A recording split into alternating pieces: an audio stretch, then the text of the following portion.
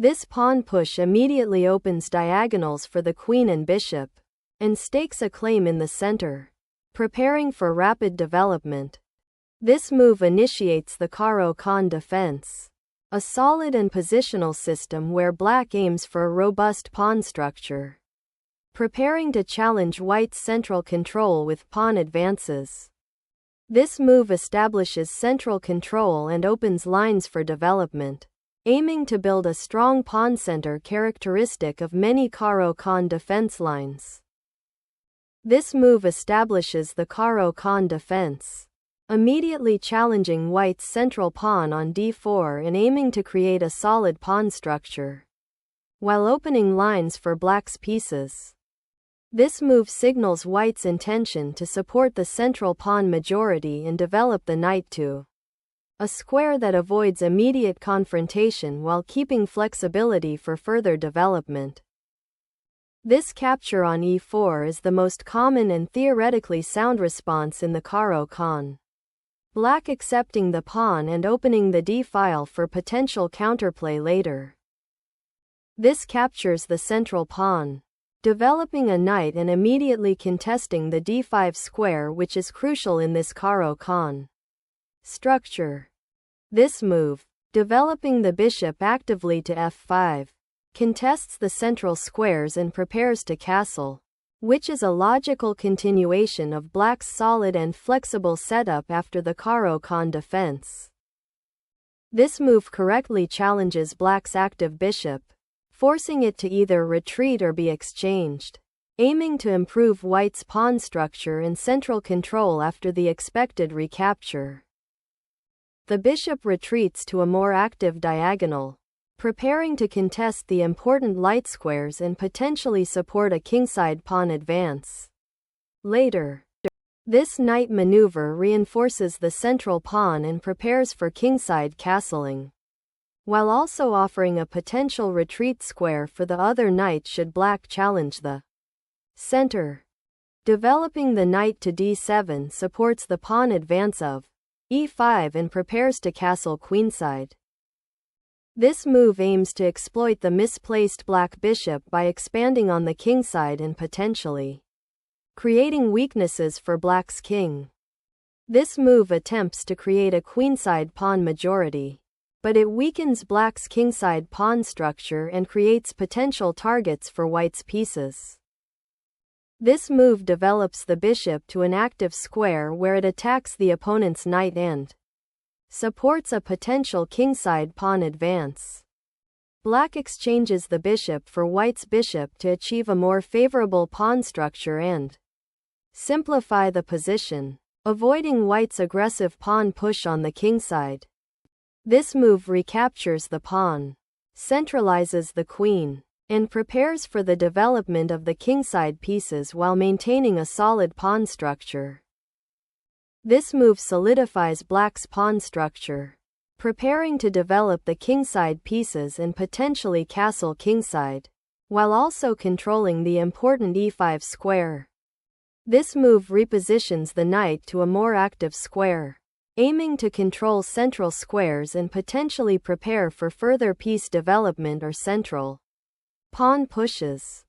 This move is a logical response to white's knight centralization, forcing white to address the discovered attack and allowing black to potentially reposition their queen to a more active square after the exchange. This move develops the bishop to an active diagonal and prepares to castle kingside, while also parrying the queen's threat on a5. This move repositions the queen to a more active square, eyeing the weakened kingside pawn structure and preparing to recapture the knight should it move from its current outpost. Castling queenside initiates an aggressive pawn storm strategy, aiming to exploit the open lines and attack black's king. The decision to castle queenside by black establishes opposite side castling, which often leads to sharp attacking games where both sides will aim to launch pawn storms against the enemy king. This move repositions the bishop to a more active square, preparing to contest the open d-file and potentially support a kingside pawn advance or offer trade. Opportunities. The knight on h6 is poorly placed, as it has no immediate scope and is vulnerable to attacks from the bishop on e3 and the pawn on g4. This move activates the knight to a central outpost, aiming to pressure black's pawn chain and potentially support a pawn break or tactical sequence, while keeping the g-file open for potential rook activity. This move simplifies the position by exchanging queens, which is a logical decision to avoid further complications after white's aggressive knight maneuver. After the queen trade, white recaptures with the rook on d3, opening the d-file and preparing to bring the rook into active play on the central files, while white's kingside knight on g5 is poised to attack. This move repositions the bishop to a more passive square after the exchange on d3, potentially hindering its influence on the queenside. This move activates the rook, preparing to contest the central files and potentially support an advance on the kingside or queenside depending on black's response. This move prepares to contest the f-file, which is becoming increasingly important as pieces are exchanged in the central pawn structure. Solidifies. The knight repositions to h3 to prepare for potential knight hops towards g5 or f4, aiming to control more central squares and support pawn advances. This move repositions the knight to a more active square, aiming to control central squares and potentially support a kingside pawn advance or exchange on f2. The move 18. bg5 aims to exploit the misplaced knight on g4 by threatening to exchange it for white's more active bishop, thereby improving white's piece coordination and potentially creating weaknesses in black's kingside. The move rfe8 prepares to double rooks on the e-file, which is becoming more open, and supports the potential advance of the e6 pawn. The exchange of bishops simplifies the position, bringing white closer to activating their rook on the d-file and creating attacking chances against black's potentially weakened kingside.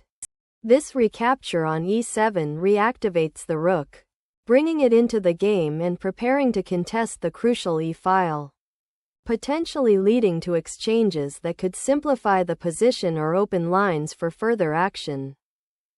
This knight's repositioning to g5 aims to exploit the weakened dark squares around black's kingside, potentially preparing for a pawn push or further tactical threats by controlling key squares. The move ndf6 aims to consolidate the knight's position, support the e7 rook, and prepare for potential central pawn pushes like e5, while also eyeing the vulnerable f2 square. This move repositions the rook to an active file, aiming to challenge black's control of the d-file and potentially support a kingside initiative or prepare for further central play. This move activates the rook to a central file, preparing to challenge white's control and potentially advance further into the position. This move repositions the rook to a more active file and supports a potential central pawn advance, typical of strategies aiming to open lines in the middle game. The move g6 is a prophylactic maneuver aimed at preventing white's knight from accessing the f5 square and preparing to develop the kingside bishop. This move begins solidifying white's queenside pawn structure, creating a more robust defense against potential black pawn advances like b5 and preparing to activate the c-pawn for future expansion or to support the d4 pawn. This move prepares to develop the queenside knight via nb8 d7 or nb8 c6, aiming to reinforce the queenside pawn structure and potentially challenge white's control of the d-file. The knight repositions to f3, consolidating its defense of the kingside and preparing to potentially advance further into the center or support a queenside expansion. This move decisively challenges white's central pawn majority, aiming to disrupt the pawn structure and open lines for black's pieces. This pawn capture on c5 is a timely exchange that resolves central tension and opens the d-file for potential rook activity. This recapture opens the b-file for your rook, potentially creating active play against white's queenside pawns while also challenging the central pawn structure. This knight maneuver repositions the knight from the kingside to potentially pressure white's queenside pawn structure or support a future central pawn push. The king's relocation to c7 aims to centralize the monarch and prepare for potential pawn breaks in the center, while also avoiding any immediate threats from white's pieces. This exchange simplifies the position, entering an endgame where white aims to exploit the slightly less active black king and the potential for a passed pawn on the queenside. This move exchanges a rook for a rook, simplifying the position and opening the d-file for white's rook, which can now pressure black's remaining rook on d7. This knight maneuver aims to reposition the knight to a more active square, potentially supporting a central advance or preparing to contest the now open d-file. This move repositions the knight to the center, preparing to contest control of key central squares and potentially support pawn advances or counterplay. This move aims to solidify the kingside pawn structure and prepare for potential pawn advances, while also creating space for the king to retreat if necessary. Black's move reorganizes the rook, preparing to contest the central file or potentially reposition to a more active square. The knight repositions to e4, aiming to control the central squares and potentially support a pawn push or prepare for a knight maneuver towards the kingside. This move centralizes the king, preparing to activate it in the endgame and contest key squares in the center. This knight maneuver aims to redeploy to a more active square, potentially c5 or b4, to attack black's pawns or support white's initiative. This move aims to disrupt white's knight mobility and create space for black's king, potentially preparing to advance the queenside pawns. This knight sacrifice forces the black king to a more exposed square, allowing white to aim for a decisive attack on the now unprotected king. The king is forced into a more active but potentially vulnerable position, so black must be careful about coordinating the defense of the c4 pawn and the monarch. This move aims to redeploy the knight to a more active central square, preparing to contest the crucial c5 square and potentially support a pawn push on the queenside. This pawn push aims to create central tension and potentially open lines for the king, but it weakens the dark squares around the king and might be premature given white's central control and king safety. This move repositions the knight to defend the c4 pawn, which is crucial for maintaining the pawn chain and controlling central squares. The king repositions to a more active central square, aiming to support the c-pawn's advance and potentially participate in future play. This knight move aims to reinforce the central control and prepare for a potential pawn break with b4, while also repositioning the knight away from the current pawn structure. This move aims to reposition the knight to a more active square, potentially supporting a pawn push to c4 to challenge white's central control. This move attempts to solidify white's pawn structure and create space for the knight, but it weakens the light squares around the king and can be met by black's active counterplay. This move brings the knight back to a centralizing square, preparing to contest the f6 outpost and support a potential kingside pawn advance. This move forces the black king to a more exposed square, potentially allowing white to develop further attacking threats against the uncastled king. This move correctly addresses the immediate threat of the white knight and prepares to regroup the black knights for future defensive and offensive maneuvers. The move 38, kc2 is a logical step to centralize the king, preparing to participate in the endgame and potentially support the pawns on the queenside or king's flank, while also avoiding any immediate checks or tactical threats. This move aims to reposition the knight to a more active square, potentially targeting the c4 pawn or reinforcing the queenside, while simultaneously preparing to challenge white's advanced knight on a3. White aims to reorganize their pieces by redeploying the rook to a more active central file, potentially supporting a future advance of the knight or preparing for pawn pushes on the kingside. This move repositions the knight to a more active square, aiming to support the c4 pawn and potentially challenge white's pieces on the queenside, preparing for counterplay. This move aims to exploit black's slightly compromised pawn structure by creating a passed pawn on the c-file, forcing black to defend it at the cost of further positional concessions. This move attempts to solidify black's pawn structure and create a central presence, but it weakens the d5 pawn, which white can exploit with the upcoming advance of their knight to c4. This move activates the rook, preparing to contest the crucial central files and support the knight's advance towards controlling the weak squares on the queenside. This pawn recapture is forced, but it leads to a simplified endgame where black's king is more exposed and white's knight on a3 is poised to become active. This pawn check forces the black king to a less desirable square, aiming to disrupt black's coordinated defensive structure and potentially create further weaknesses.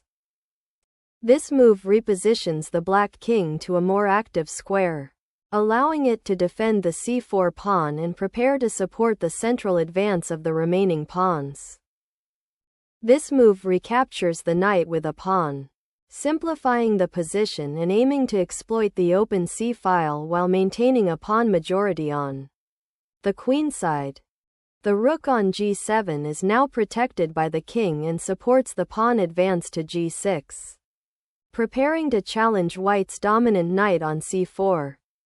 The king's active involvement in the endgame is paramount, and this check forces black's king to a less secure square, preparing to infiltrate with the rook. The black king is forced to retreat to the center of the board, allowing white's rook to remain active and threatening, while black struggles to coordinate their pieces effectively. The rook aggressively moves to the 6th rank, aiming to harass black's king and potentially create passed pawns on the queenside. This move aims to create attacking chances on the kingside by preparing to advance the g-pawn, potentially opening lines or creating passed pawns, while also defending the king from further checks. This pawn advance opens the h-file, potentially creating tactical opportunities and forcing black's rook to reposition while solidifying white's central pawn structure. This move repositions the rook to a more active file, aiming to coordinate with the other rook and potentially support pawn pushes or attack the weak pawns on the kingside. This move capitalizes on the rook's active position and the king's exposed square to initiate a decisive attack that will likely win material in the game. This move aims to centralize the king, seeking a more active position for defense and potential counterplay as the rooks have been exchanged, simplifying the board. This move initiates a pawn liquidation by white, aiming to reduce material and simplify the position, which might be advantageous with white's slightly more active rook on a7. This pawn capture opens the e-file for white's rook and creates a passed pawn on f4, posing immediate threats to black's king. This pawn capture opens the g-file for white's rook, increasing attacking pressure on black's king. The move rg2+ forces the white king to move again, giving black's king more time to consolidate its position and potentially escape the attacking pressure. The king retreats to safety from the immediate check, preparing to support the pawn advance and centralize the monarch for the endgame. The rook move aims to redeploy to the kingside, potentially threatening the weakened pawn structure after white's pawn sacrifices. The knight is repositioned to a more active central square, aiming to control key squares and prepare for potential pawn pushes or piece exchanges that favor white's initiative.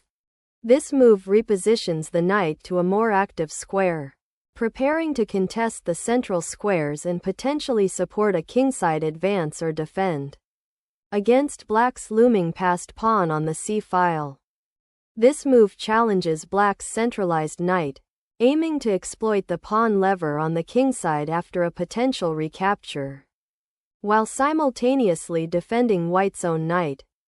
This move is a tactical blunder as it allows white to fork the rook and knight with the discovered check from the queen. This move seeks to neutralize white's active knight, aiming to simplify the position by forcing exchanges and potentially opening up lines for black's rook. This move appears to be a tactical miscalculation, allowing white to capture the rook with a discovered attack on the black king. This move forces the black king to the edge of the board, aiming to trap it or gain material through further checks. The black king's retreat to e7 is a necessary defensive maneuver to escape the immediate check from the white rook, but it places the king in a potentially vulnerable central position with limited pawn cover, requiring careful maneuvering to find safety. This pawn advance prepares to exploit the open a-file, potentially creating a passed pawn or disrupting black's kingside coordination. The king is exposed on the g-file, and moving it to f7 offers better protection by tucking it behind the remaining pawns and potentially preparing for endgame activity if the rooks are exchanged. This pawn advance aims to gain space on the queenside, creating outposts for the knight and potentially restricting black's king and rooks. The king retreats to a safer square, preparing to support the advancing pawns and contest the open a-file against white's rook. This pawn push forces the black king to choose its square, preparing to blockade the passed pawn with the knight. This move aims to reroute the knight to a more active square, potentially supporting the king's defense or preparing for a central advance in a complex middle game scenario. This move repositions the rook to the active 8th rank, preparing to support the advance of the a-pawn and potentially create a passed pawn, while also keeping an eye on the opponent's king.